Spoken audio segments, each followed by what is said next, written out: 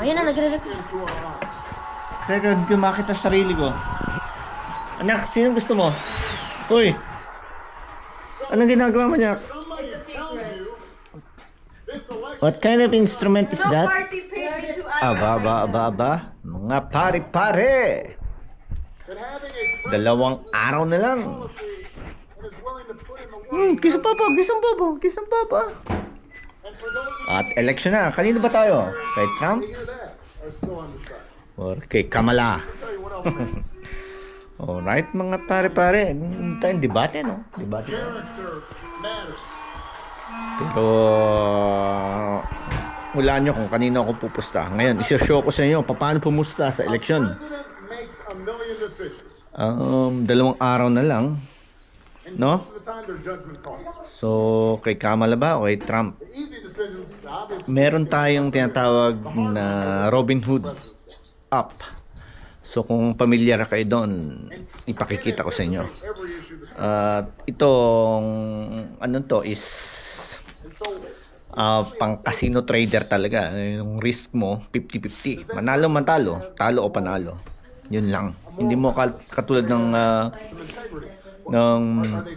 hindi katulad ng trading na mamamanage mo yung risk mo ng 2% lang.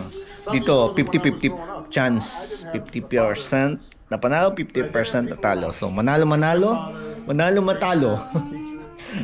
So sa November 5, malalaman nyo. So, let's go!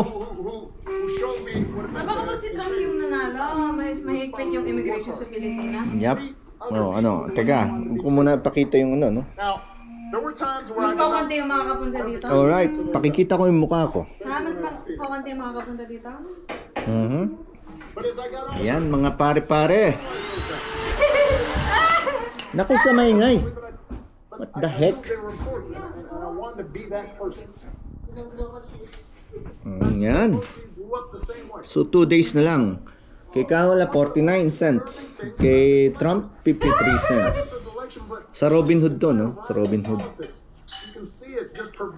Click mo lang yan. Mama. And then buy. Quantity. Buy yes Trump kasi Trump ang mananalo. Let's make stock market great again. Alright, so ang price ngayon may 3 cents. Na exchange fees 56 cents. So magiging 53, ba? Nakita niyo yung price kanina 53. Estimated cost payout if Trump wins. So ang kwentado ko 7,300. Ayan, ang pwede kong bilhin. So 7.3 quantity yun. Yung price niya is 56 cents. Nakikita niyo ba? Alright.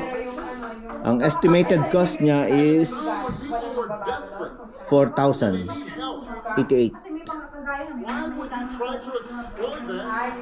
Baliktad ba to, anak?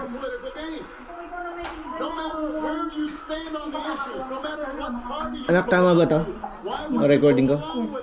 And then, ang tatamaan mo 7,300. Ang risk mo 4,000.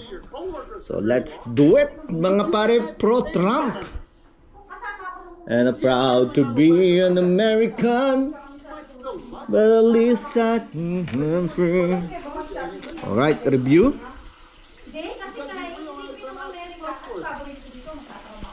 Ayan.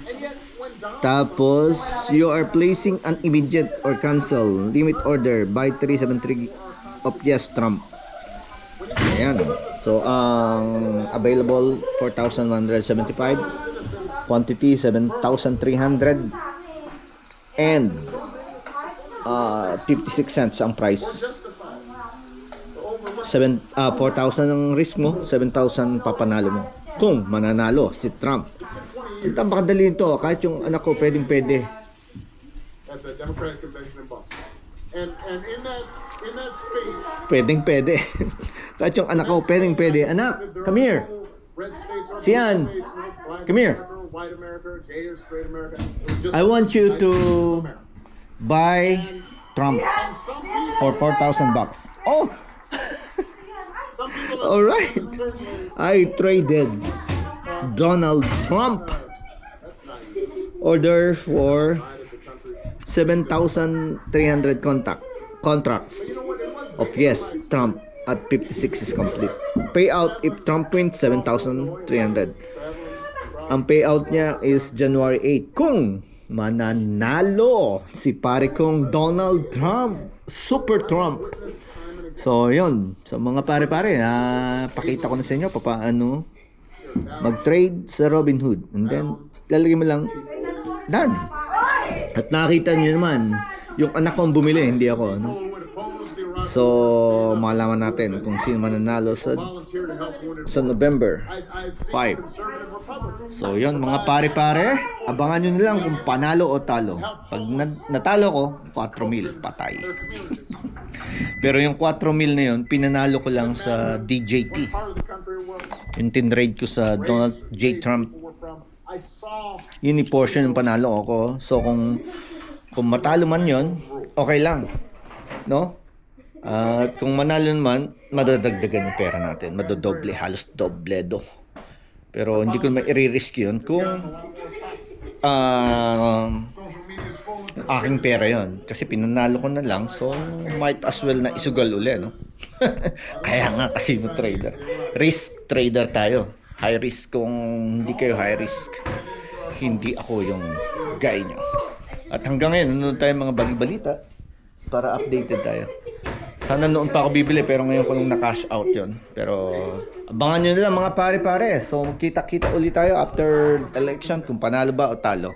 Yun lang naman yun eh. Talo ka ng 4,000 o panalo ka ng 7,000. Okay mga pare-pare, good luck sa atin. Anak, paano ba patayin to? Stop. Ito lang. Alright mga pare-pare.